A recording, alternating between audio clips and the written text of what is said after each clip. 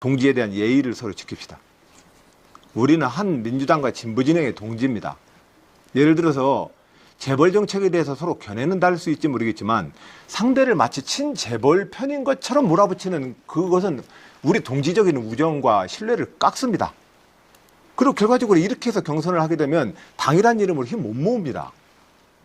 자, 그런 측면에서 이 사드 문제를 계기로 해서 우리 민주당과 진보진영이 국민 전 일부 또 국민의 상당수로부터 받는 이 불신을 이번 기회에 좀 해소하기 위해서 노력하자.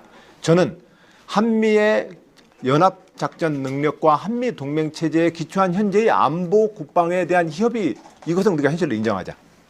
그리고 이 현실 속에서 현재 합의되어 있는 틀들 때문에 우리가 지금 문 후보님도 다음 정부한테 밀어달라고 얘기를 하지 지금 당장 뒤집다는 얘기를 못 하시는 거 아니겠습니까? 그런 측면에서 저희들이 이제 그런 태도를 가지고 있는데 저는 이제 이재명 후보님 말씀 아마 이 대목에서 하셔야 될 것 같아요. 한 말씀 하시죠. 네. 제가 마무리 좀 하게 좀 시간 좀 남겨주십시오. 짧게 할게요. 지금 현재 대한민국의 소위 정치 지도자들의 태도가 애매하고 어떻게 될지를 모르기 때문에 중국이 경제 제재를 심하게 해서 압박하고 있는 양상 같습니다. 차기 대한민국을 이끌게 될 가능성이 많은 이 민주당의 후보들이 저는 오늘 한번 이런 공동의 입장을 한번 내주면 어떨까. 이 사드는 옳지 않다. 어떻게든지 원상복구하는 게 맞다. 차기 정부에서 우리가 노력하겠다. 중국은 경제 제재를 좀 멈추고 미국은 너무 서둘지 말라. 다시 한번 원점에서 얘기해 볼 수 있는 기회를 만들자라고 공동으로 한번 입장을 내시면 어떻겠습니까? 기본적으로 그건 미국 입장에서 다시 생각해 보세요. 이재명 시장님이 저 후보님이 미국이라고 생각해 보세요. 그 절대로 받기 어렵습니다. 그래서 이제 현재의 G2 체제 내에서 아시아 태평양 지역에 지금 현재 세계의 최강국인 두 나라가 지금 부딪히고 있습니다. 이 부딪히고 있는 상태에서 우리의 어떤 태도는 결과적으로 양쪽 모두에게 너 대한민국 어느 편이야라고 하는 이 코너에 몰려있게 돼 있습니다. 자, 여기에 몰리지 말자는 저의 입장을 말씀을 좀 드리고 끝으로 저는 우리 모든 후보들께 앞으로도 이제 8차례가 남았는데 제안 드립니다. 동지에 대한 예의를 서로 지킵시다. 우리는 한 민주당과 진보진영의 동지입니다.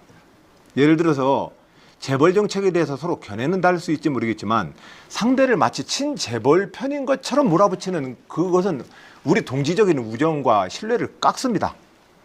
그리고 결과적으로 이렇게 해서 경선을 하게 되면 당이란 이름으로 힘 못 모읍니다. 저는 분명히 그런 점에서 우리가 견해가 다른 점에 대해서는 확고하게 얘기를 해야 되지만 그러나 그것이 우리 민주당 같이 한솥밥 먹고 이 대한민국에서 민주주의 운동했던 사람들 아닙니까? 그런 점에서 그 기본까지 불신하는 언사에 대해서는 저는 동의하지 않습니다. 앞으로 그렇게 하지 말자는 말씀 꼭 좀 드립니다. 현재 이 사드 문제와 한미 동맹을 당장 그 중국 봉쇄 전략을 하고 단언을 해버리시는 것은 난 좀 놀랐습니다. 왜냐하면 그렇게 되면 장차로 대한민국의 대통령이 되셨을 때 미국과 중국에 대한 외교적 전략을 펴는데 굉장히 닫혀져 버리거든요, 스스로. 그래서 그렇게 단언을 해버리면 그러면 우리 한미동맹은 무조건 중국 봉쇄 전략의 연합작전이 돼버리거든요.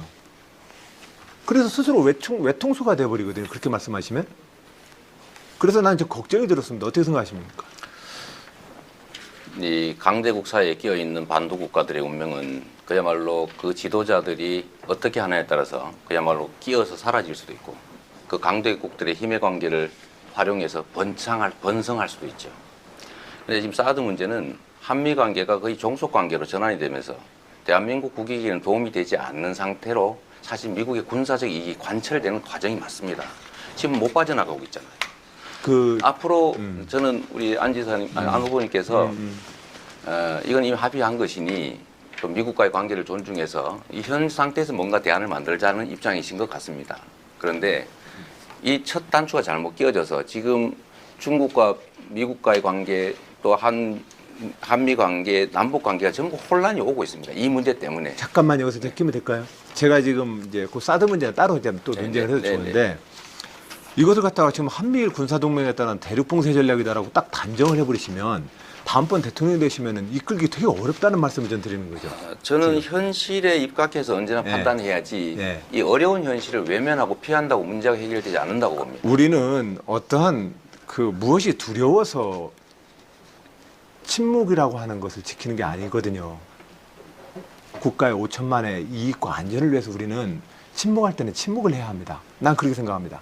근데 그런 측면에서 지금 현재 한미 군사 동맹 체제와 사드 문제를 당장 미국의 MD 체제이고 중국의 봉쇄 전략이라고 선언하시는 순간에 다음번 대통령 되면 어떠한 레버리지도 다 없어져 버립니다. 제가 드리고 싶은 말씀은 이게 침묵할 사안이 아니기 때문입니다. 예, 침묵이라는 단어는 제가 적절치 않았습니다. 그래서 침묵이라는 단어에 대해서는 얽매이지 마세요. 제가 문제 제기하려고 하는 초점은 그게 아니라는 거 아시죠? 알겠습니다. 예. 왜냐하면 이재명 후보님이 지금 현재 하는 그런 확정적 발언과 단전적 발언이 굉장히 안보 외교 전략에서는 위험하다는 말씀을 좀 드리고 싶어서 그런 거예요. 그것보다도 지금 현재 상태가 더 위험하기 때문입니다. 이미 예. 사드를 예를 들면 미국의 트럼프 대통령은 MD의 일부라고 본인이 직접 말했습니다. 그리고 예를 들면 김대중 대통령, 노무현 대통령도 이런 요구가 있을 때 사실 거절해 왔죠. 잘못된 게 사실 아닙니까? MD의 일부로 받아들일 수 없다. 네. 그런데 지금 MD의 일부로 실제로 설치됐고 이게 북핵 미사일 방어에는 크게 도움이 안 되는 건 누구나 아는 일이고 그러면 결국 미국의 군사적 이익 때문에 대한민국의 국가적 이익이 심각하게 훼손되는 상황인데 이걸 원점으로 되돌리지 않으면 여기서 실제로 해결할 길도 헤어날 길도 없고 결국 중미 분쟁까지도 대한민국이 걱정해야 되는 상황으로 부합할 것 같은 위기 상황이 처하게 저는 이 된다. 점에서 이재명 후보님한테 동지로서 우리가 함께 신뢰를 갖자고 제안합니다. 우리가 이 민족사 5,000년에서 우리가 지금 진보 진영이 가고자 하는 목표는 똑같습니다. 네. 이거에 대한 깊은 신뢰를 서로 갖지 않은 점 말씀드립니다. 네, 그 점은 동의합니다. 예. 우리의 이 토론이 진보 진영과 민주당에 대한 국민의 불신을 좀 해소하는 계기가 되었으면 좋겠습니다. 즉 국민의 상당수는 북핵과 북미사일이 지금 현재 위협되고 있는데 진보 진영과 민주당의 태도가 애매하다고 얘기를 하는 것입니다. 그 불신을 가지고 있는 국민도 우리가 안아야 될 국민입니다. 예, 그런 측면에서 저는 아직 특정을 하지 않았으니까요. 이제 그런 측면에서 저는 정말로 청년기 때 저는 민족주의자로서 민족 해방 투쟁을 하려고 했습니다. 근데 현실 정치인이 되고 나서 제가 지금 태하고 있는 태도는 현실적인 한미 동맹의 그 과제를 인정한다. 그러나 장차로는 전시작전권 전환 등 자주국방의 힘을 더 비축하겠다. 이 틀을 가지고 앞으로 이 문제를 풀겠다는 입장이 이제 제 입장입니다.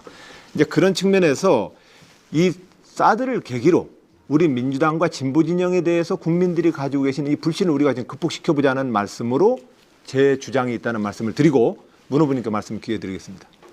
이 사드 문제 자체가 이제 어려운 문제입니다. 이게 뭐 안보의 덕실 문제와 그다음에 또 국제 정치 문제가 복잡하게 얽혀 있죠.